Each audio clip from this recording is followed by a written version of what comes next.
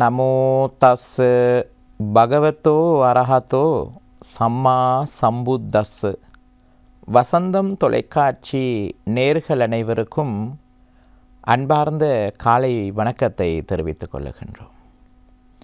அன்பார்ந்த புண்ணியவான்களே, உலகத்திலே வாழ்கின்ற மக்கள் மனநிலைகள் எப்படி இருக்கின்றது?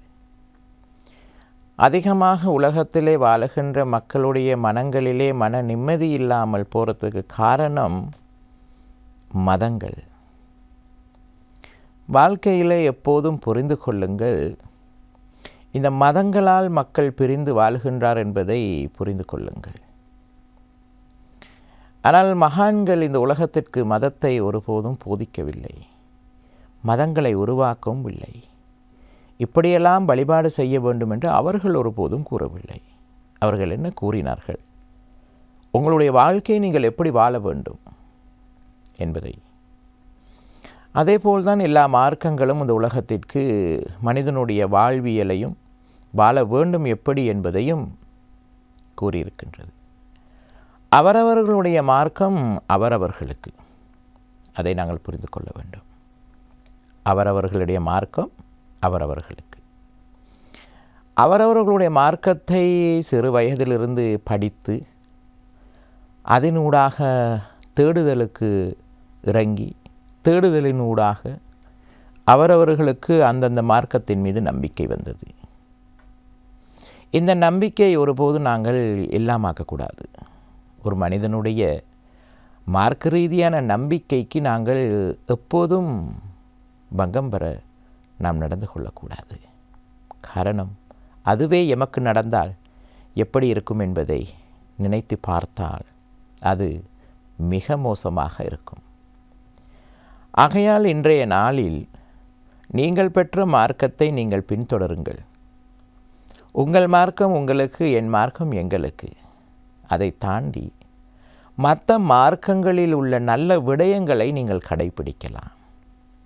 அதற்கு இறைவனும் கோபிக்க மாட்டார், இந்த இயற்கையும் கோபிக்காது, இந்த பிரபஞ்சமும் கோபப்படாது, பொதுவாக ஏற்றுக்கொள்ளும்.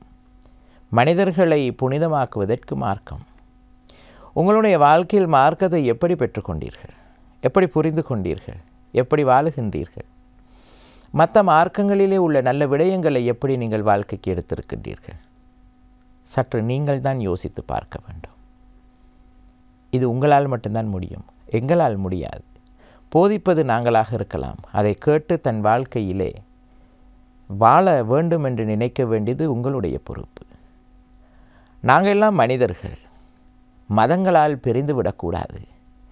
மதங்களால் பிரிந்து விட்டால் எந்த சமயமும் இந்த உலகத்திற்கு நல்லதை சொல்ல இல்லை என்று தான் நாம் நினைக்க வேண்டும். மனிதர்கள் மதங்களால் பிரிந்து விட்டால், எப்படி மதங்களால் பிரிந்து விட்டால் அந்த மதத்தை சொல்லிக் கொடுத்தவர்கள் சரியான முறையில் சொல்லிக் கொடுக்கவில்லை என்று தான் உணர வேண்டும். ஆகையால் கிடைத்த இந்த அரிதான வாழ்க்கையில் உங்கள் மார்க்கத்தை நீங்கள் சரியான முறையில் பின்பற்றுங்கள். அதேபோல் மற்ற மார்க்கங்களிலே உள்ள நல்ல விஷயங்களை வாழ்க்கைக்கு பகிர்ந்து கொள்ளுங்கள். மற்ற மார்க்கங்களில் உள்ள சமய தலைவர்கள் எதை போதிக்கின்றார்களோ அதிலிருந்து உங்களுக்கு ஏதும் நன்மைகள் நடக்கும் வரை சில வார்த்தைகள் இருந்தால் அதை நீங்கள் உங்கள் வாழ்க்கைக்கு பெற்றுக்கொள்ளலாம். அதை யாரும் வேண்டாம் என்று சொல்ல மாட்டார்கள். உங்கள் வாழ்க்கை உங்கள் கையில் இருக்கின்றது.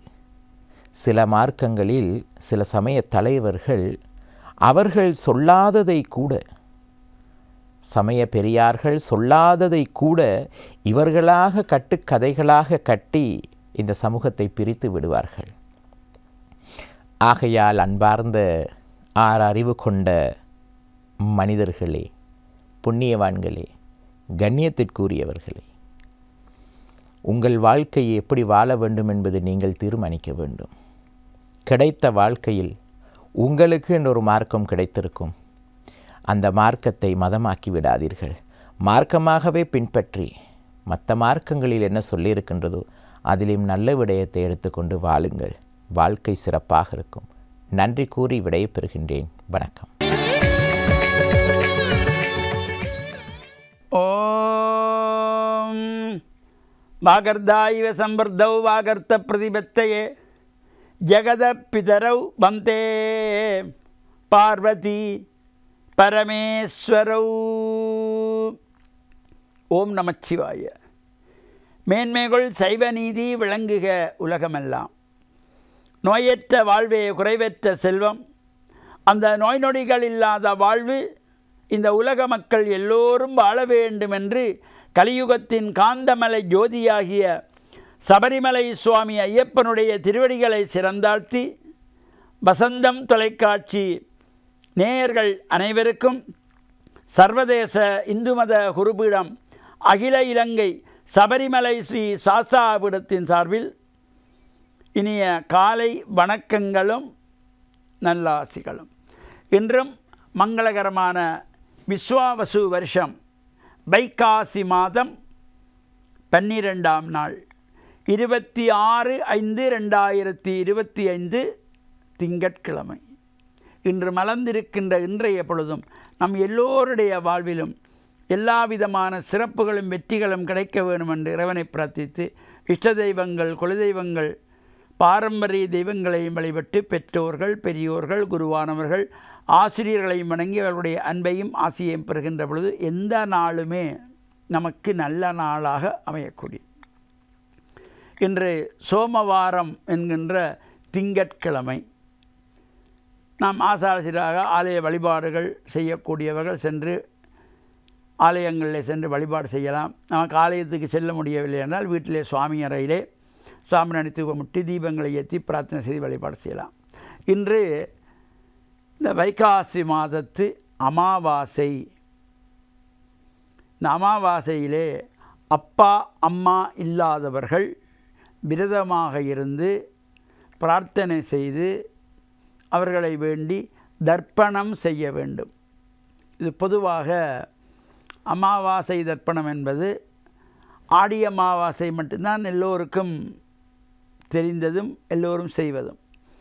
ஒவ்வொரு மாதங்களும் இந்த அமாவாசையிலே பௌர்ணமியிலே இவ்வாறு இந்த பிதர்களை வேண்டி நாம் பிரார்த்தனை செய்வது, விரதம் இருப்பது, தர்ப்பணங்கள் செய்வது நம்முடைய வாழ்விலே நம்முடைய குடும்பத்துக்கு சிறப்பையும் சந்தோஷத்தையும் மகிழ்ச்சியையும் தரக்கூடியது. மறைந்த பிதர்களுடைய ஆசி நமக்கு கிடைக்கின்ற பொழுது நம்முடைய வீட்டிலே மங்களமான காரியங்கள் நடைபெறுமாம்.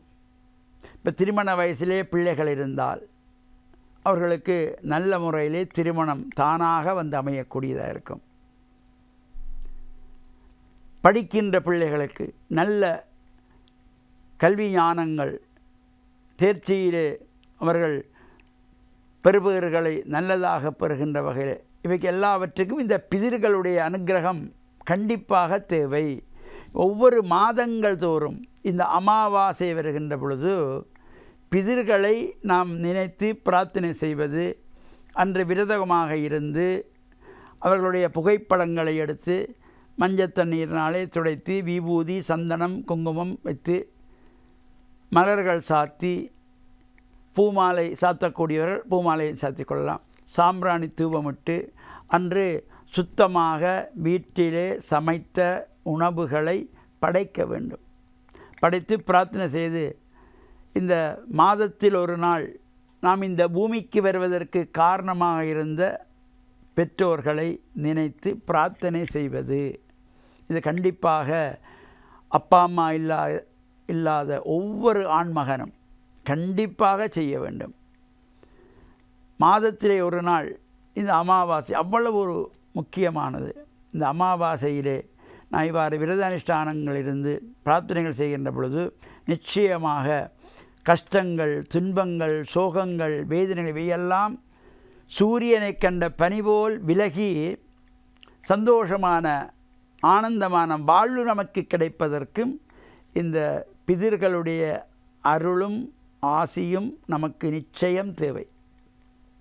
பிள்ளைகளுடைய முன்னேற்றங்கள், பிள்ளைகளுடைய கல்வி, பிள்ளைகளுடைய திருமணங்கள் இவை எல்லாவற்றிற்குமே இந்த பிதர்களுடைய அனுக்கிரகம் கிடைக்கின்ற பொழுது அது ஒரு சிறப்பை தருவது.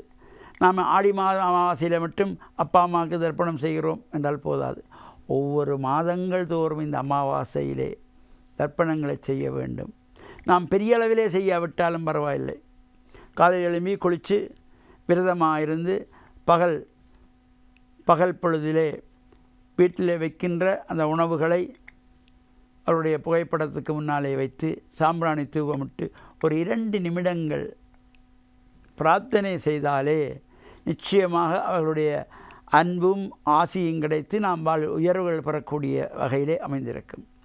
இன்றைய தினம் மத்திய மாகாணம் கண்டி மாநகரம் பத்துகாமம் என்கின்றதாகிய பதியிலே கோவில் கொண்டு எழுந்தருளியுள்ள அருள்மிகு ஸ்ரீ முத்துமாரியம்பாள் தேவஸ்தானத்தினுடைய இந்த வைகாசி விசாக மகோத்சவம் நாளைய தினம் கொடியேற்றத்தோடு ஆரம்பமாக இருக்கிறது. இன்றைய தினம் பூர்வாங்க கிரியைகள், விநாயகர் வழிபாடு, புண்ணியாக வாஜனத்தோடு ஆரம்பமாகி அனிக்ஞை, கிராமசாந்தி, வாஸ்துசாந்தி போன்ற கிரியைகளெல்லாம் நடைபெற்று நாளை பத்துகாமம் ஸ்ரீ முத்துமாரியம்பாளுடைய மகோத்சவம் ஆரம்பம், துவஜாரோகணம் என்கின்ற கொடியேற்று நிகழ்வோடு நாளை பகல் ஆரம்பமாகி தொடர்ச்சியாக 15 தினங்களுக்கு இந்த உற்சவம் நடைபெற திருவள்ளுவர் கூட்டியிருக்கின்றது.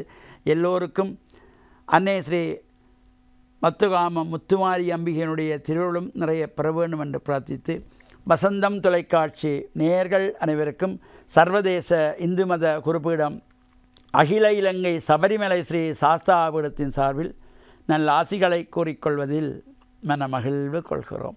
சர்வே ஜனாக சுகினோ பவந்து, சமஸ்த சன்மங்களானி சந்து. சுபம்.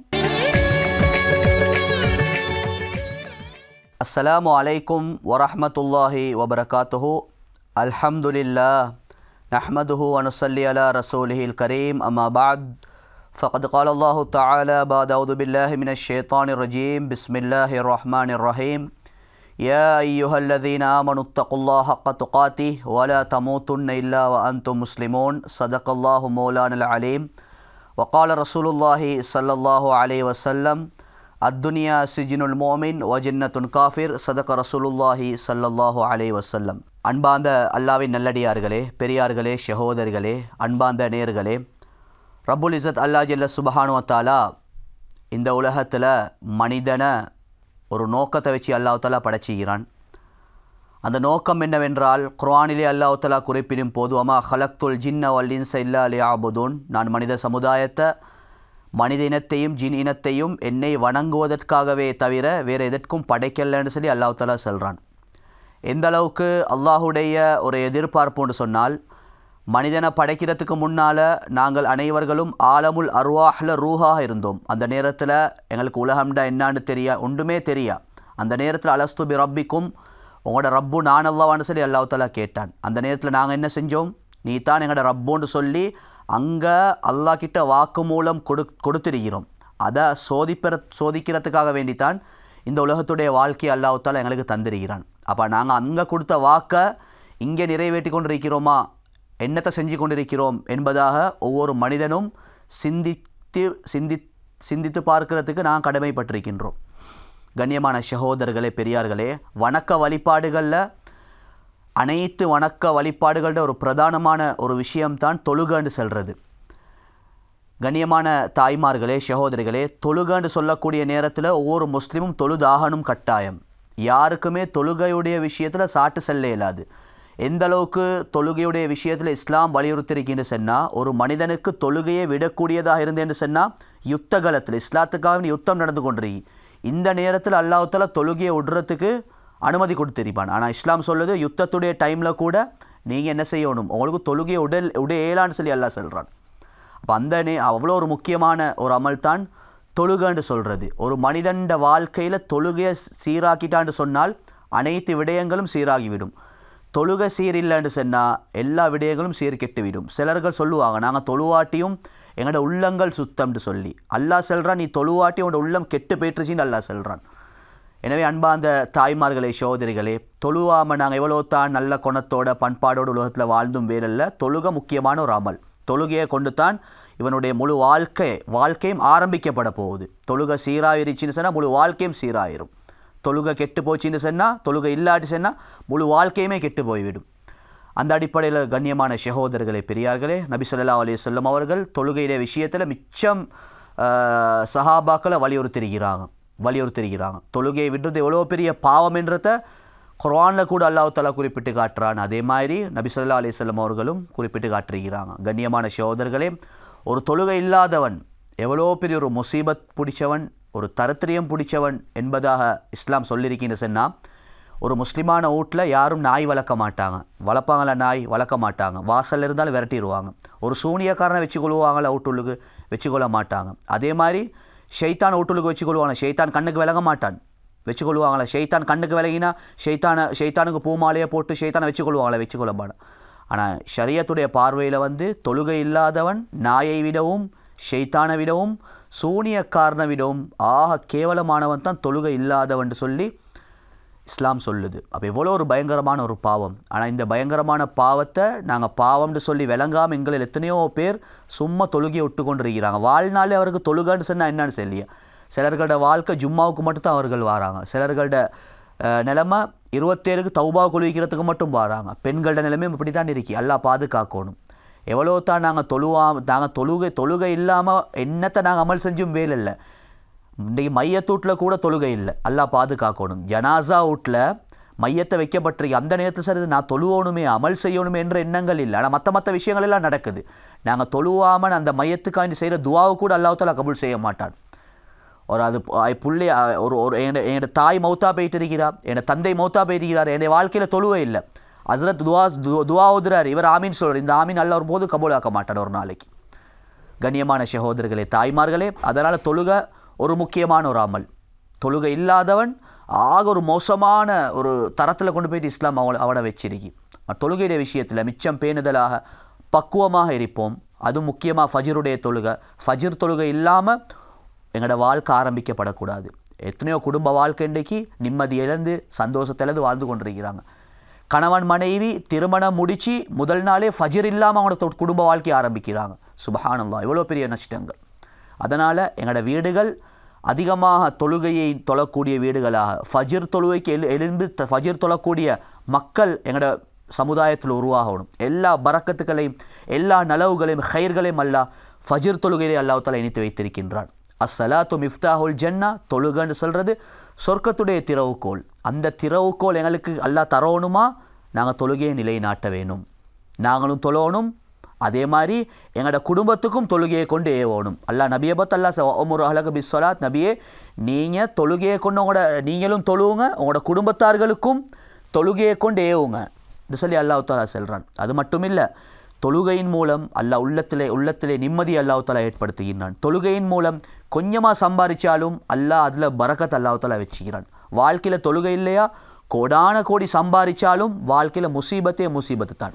நபி ஸல்லல்லாஹு அலைஹி வஸல்லம் காலத்தில் ஒரு மனிதர் வாரார், வந்து செல்றாரு, யா ரசூலல்லாஹ் வாழ்க்கையில் கஷ்டம் துன்பம் வறுமை. நபி அவங்க சொல்கிறாங்க, உங்களோட வீட்டுக்கு வாசலில் ஒரு திரையுண்டை போட்டுக்கோங்க. அவர் என்ன செய்கிறார், போய்ட்டு திரையை போடுறாரு. அதுக்கு பின்னால் வந்து சொல்கிற, யா ரசூலல்லாஹ் கஷ்டம் இல்லாமல் போயிட்டுருச்சு. அப்போ திரும்ப கேள்வி கேட்குறா, யா ரசூலல்லாஹ் திரை போடுறதுக்கு காரணம் என்ன? நபி அவங்க சொல்கிறாங்க, தொழுகை இல்லாதவனொத்தன் உன்னோட வீட்டை கடந்து போகிறான், அவனோட பார்வையினுடைய முசீபத்து தான் உன்னோட வாழ்க்கையில் பெரிய பாதிப்பை ஏற்படுத்திருக்கு. அப்போ தொழாதவண்ட பார்வைப்பட்டாலே முசீபத்னு சொன்னால், இந்த எங்களோட வீடுகளில் எத்தனை பேர் தொழுவுறாங்க, தொழுவாமல் இருக்கிறாங்க என்றதை நாங்கள் ஒரு கணம் சிந்திப்போம். கண்ணியமான தாய்மார்களே, சகோதரிகளே, அதனால் தொழுகை அவ்வளோ முக்கியமான அமல். தொழுந்து ஒரு மனுஷன் பாவம் செய்கிறானா அந்த தொழுகையிலும் எந்த பிரயோசனமும் இல்லை. ஏண்டா குர்ஆனில் இன்னொரு இடத்துல அல்லாஹ் சொல்றார், அதிகமான மக்கள் தொழுவுறாங்க, தொழுந்து பாவம் செய்கிறாங்க, தொழுந்து மஹரம் பேணுறாங்க, இல்லை தொழுந்து கண்ணால் ஹராமான விஷயம் பார்க்குறாங்க, தொழுந்து சில பேர் ட்ராமாவையும் பார்க்குற, தொழுது படத்தையும் பார்க்குறாங்க. இந்த தொழுகையில் எந்த பிரயோசனமும் இல்லை. தொழுகையை நாங்கள் முறையாக தொழுவோம், ரசூல்லா காட்டி தந்த முறையில் தொழுவோம். அந்த தொழுகையின் மூலம் அல்லாஹ் உலகத்துடைய வாழ்க்கையை மறு வாழ்க்கையும் அல்லாஹ் தஆலா செழிப்பாக்குவான். ரப்புல் இஸ்ஸத் அல்லாஹ் ஜல்ல சுப்ஹானஹு வ தஆலா எந்த விடயத்தை அல்லாஹ் பேச வச்சானோ கேட்க வச்சானோ அதுபடி அமல் செய்யக்கூடிய பாக்கியத்தை அல்லாஹ் நம் அனைவருக்கும் நசீபாக்குவானாக. வ ஆகிரு தாவானா அனில் ஹம்துலில்லாஹி ரப்பில் ஆலமீன். அஸ்ஸலாமு அலைக்கும் வரஹ்மத்துல்லாஹி வபரகாத்துஹு. வசந்தம் டிவி நேயர்களே, மறுபடியும் அந்த காலை வேளையில் உங்கள் ஒவ்வொருவரையும் இயேசு கிறிஸ்துவின் நாமத்தினாலே வாழ்த்துகின்றேன், வரவேற்கின்றேன். ஆம், ஒரு புதிய வாரத்துக்குள் அடியெடுத்து வைத்து விட்டோம். இந்த புதிய வாரம் முழுவதும் நேர்முகமான காரியங்களை சிந்திப்போம், தியானம் செய்வோம். கடவுளுடைய அருள், அவருடைய சமாதானம், அவர் நமக்கு கொடுக்கிறதான மகிழ்ச்சி நம் ஒவ்வொருடைய வாழ்விலையும் நிறைவாய் தங்குவதாக. பிரியமானவர்களே, இன்றைய நாளானது ஆஸ்திரேலியா தேசத்தில் நீங்கள் பார்த்திருந்தால் தேசிய மன்னிப்பு கூறல் தினம் என்று சொல்வார்கள். ஆம், மன்னிப்பு மிக முக்கியமான ஒரு காரியம் மனித வாழ்க்கையிலே. பாருங்கள், நம்முடைய ஆண்டவராக இயேசு கிறிஸ்துவிடம் தம்முடைய சீடர்கள் வந்து கேட்பார்கள், கிறிஸ்துவே எங்களுக்கு இறைவேண்டல் செய்வதற்கு எங்களுக்கு கற்றுத்தாரும் என்று சொல்லி. அப்பொழுது கிறிஸ்து கற்றுக் கொடுக்கும் பொழுது எப்படி கற்றுக் கொடுத்தா தெரியுமா? ஆம், பிறர் தவறுகளை நீங்கள் மன்னிக்கும் பொழுது உங்களுடைய தவறுகளும் உங்களுக்கு மன்னிக்கப்படும். பிறருடைய தவறுகளை நீங்கள் மன்னியாதிருக்கும் பொழுது உங்களுடைய தவறுகளும் உங்களுக்கு மன்னியாதிருக்கப்படும் என்று சொல்லித்தான் இயேசு கற்றுக் கொடுத்தார். ஆகவே மறந்து விட்டது ஒரு புதிய நாள் அல்லவா? நம்முடைய வாழ்க்கையிலே மன்னிப்புங்கிற காரியம் எந்த அளவிலே காணப்படுகிறது? நம்மை நாமே கேட்டு பார்க்க வேண்டும், ஆராய்ந்து பார்க்க வேண்டும். பிரியமானவர்களே, மன்னிப்பு என்ற அந்த ஒரு வாரத்தின் மூலமாக, அந்த செய்கையின் வழியாக எத்தனையோ வர இருக்கிறதான ஆபத்துகள், விபத்துகள், வேதனைகள், பிரச்சனைகள், போராட்டங்கள் நாங்கள் தவிர்த்து கொள்ள முடியும். ஆனால் மனிதனுக்கு அதனை செய்வதற்கு ஒரு ஆன்மீக பலன் தேவை. அந்த பலன் இருந்தால் மாத்திரம்தான் ஒரு மனிதனுக்கு இன்னொரு மனிதனை மன்னிக்க முடியும். அப்படி இல்லை என்று சொன்னால் மன்னிப்பை குறித்து அதிகமாக பேசிக்கொண்டே இருக்கலாம், ஆனால் நடைமுறை வாழ்க்கையிலே அதனை நடைமுறைப்படுத்தவே முடியாது. நம்முடைய ஆண்டவராக இயேசு கிறிஸ்து பாருங்கள், சிலுவையிலே அவர் மரித்து கொண்டிருக்கும் பொழுது தன்னை கொன்றவர்களை பார்த்து, தன்னை சிலுவையிலே அறைந்தவர்களை பார்த்து அவர் என்ன சொன்னார் தெரியுமா? இறைவா, இவர்களை மன்னியும், தாங்கள் செய்கிறது என்னதென்று அறியாதிருக்கிறார்கள் என்று சொன்னார். காரணம் என்ன? கிறிஸ்துவுக்குள் அந்த அளவுக்கு ஒரு ஆன்மீக பலன் காணப்பட்டது. அவருடைய பின்னடியாருடைய வாழ்க்கை நீங்கள் பார்க்கும் பொழுது அநேகம் ஆயிரம் கணக்கான பின்னடியார்கள் அவர்கள் இரத்த சாட்சிகளாக இந்த பூமியிலே மரித்தார்கள். அவர் மரிக்கும் பொழுது அவர்கள் சொன்ன ஒரு காரியம் என்ன தெரியுமா?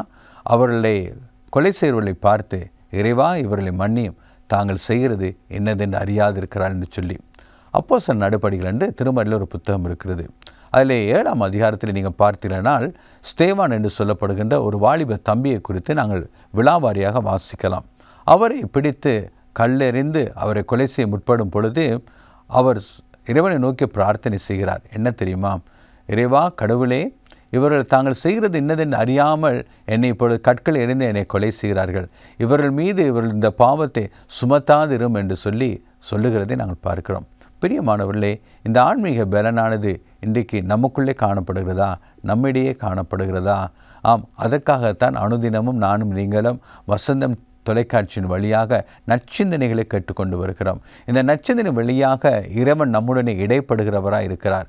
ஒரு மனிதன வாழ்க்கையிலே அவன் எவ்வளவு தான் வேலைப்படு நிறைந்தவனாக இருந்தாலும் அவனுடைய ஆன்மீக வாழ்க்கையிலே அவன் தன்னை பலப்படுத்திக் கொள்வதற்கு இறைவனை சார்ந்து, இறைவனை நம்பி அவன் வாழ வேண்டியவனாக இருக்கிறான். இறைவனுடைய திருப்பாதத்திலே தன்னுடைய காலத்தையும் நேரத்தையும் செலவிட வேண்டியவனாக காணப்படுகின்றான். அப்படியானால் உங்களுடைய வாழ்க்கையிலே அந்த ஆன்மீக பலனை நீங்கள் பெற்றுக்கொள்ள ஒரு நாளைக்கு எவ்வளவு நேரம் இறை பாதத்திலே நீங்கள் காத்திருக்கிறீர்கள், அமர்ந்திருக்கிறீர்கள், தியானத்தில் ஈடுபடுகிறீர்கள்? ஆம், இதை நம்மை நாமே கேட்டு பார்க்க வேண்டிய ஒரு முக்கியமான ஒரு கேள்வியாக இருக்கிறது. இன்றைக்கு பாருங்கள், இனங்கள் இன்னொரு இனத்தை மன்னியாதபடினாலே இனங்களுக்கிடையிலே முறிவுகள், இனங்களுக்கிடையிலே படுகொலைகள், இனங்களுக்கிடையிலே வன்முறைகள். பாருங்கள், ஒரு நாடுகளுக்கு இடையில் இன்றைக்கு எத்தனையோ யுத்தங்கள் நடைபெற்று கொண்டிருக்கிறது. நாங்கள் பார்க்கலாம், இஸ்ரேல் தேசத்தில் பார்க்கலாம், உக்ரைன் தேசத்தில் பார்க்கலாம். ஆம், இதுக்கு என்ன அடிப்படை காரணம்? ஒருவரை ஒருவர் மன்னிக்க முடியாதபடினால் நாடுகளுக்கிடையே யுத்தம் புரிந்து கொண்டு இது நிமித்தமாக உடைமைகளை இழந்து, அது மாத்திரமல்ல அநேக உயிர்களை இழந்து, அநேகர் அங்கவினர்களாகி, இப்படி அநேக சேதங்களைத்தானே ஒரு மனிதன் சந்தித்து கொண்டிருக்கிறான். ஆகவே பிரியமானவர்களே, இதோ நம்முடைய வாழ்விலும் கூட மன்னிக்கிற அந்த மனப்பான்மையை, இறைவனுடைய மனப்பான்மை இருக்கிறபடினால் இறைவனிடமே கேட்போம். இயேசு கிறிஸ்துவே, உங்களுக்குள் அந்த மன்னிக்கின்ற சுபாவம் இருந்தது அல்லவா? அந்த சுபாவத்தை எனக்குள்ளே தாருங்கள் என்று கேட்கும் பொழுது நானும் நீங்களும் இறைத்தன்மையுடையவர்களாய் மாறி இறைவனைப் போல மற்றவர்களை மன்னிக்க எங்களுக்கு அதுக்கு வேண்டிய அந்த பலனை பெற்றுக்கொள்ளக்கூடியவர்களாய் இருப்போம். அப்படியானால் இதோ இந்த நாளிலே உங்களை சுற்றி இருக்கிறவர்கள் உங்களுக்கு எவ்வளவு தான் காயத்தை ஏற்படுத்தினாலும், உங்களுடைய வாழ்க்கையில் எவ்வளோ பாதிப்புகளை உருவாக்கினாலும், உங்களுடைய பெயர்களை அவமானப்படுத்தினாலும், உங்களுக்கு கெடுதல் செய்தாலும், அவர்கள் எல்லாரையும் பார்த்து மன்னிப்புங்கிற வார்த்தையின் வழியாக அவர் மன்னிப்பு கொடுத்து வாழ்ந்து பாருங்கள். உங்களுடைய மனதிலேயும் அமைதி காணப்படும். அது மாத்திரமல்ல, நீங்கள் மற்றவர்களுக்கும் ஆசீர்வாதமாக காணப்படுவீர்கள். ஆகவே இந்த வாரம் முழுவதும், உங்கள் வாழ்நாள் முழுவதும் மன்னிக்க மறவாதீர்கள். அந்த மன்னிப்பை கொடுத்ததான அந்த கிறிஸ்துவை உங்களுடைய உள்ளத்தில் ஏற்றுக்கொள்ளுங்கள். அது கிறிஸ்து உங்களுக்குள்ளிருந்து உங்களுக்கு உதவி செய்வார். இந்த வார்த்தைகளை ஆழமாக தியானம் செய்வீர்களா? இதனை அனுதின வாழ்க்கையை கடைபிடிப்பீர்களா? கடவுள் தாமே உங்கள் ஒவ்வொருவரையும் ஆசீர்வதிப்பாராக.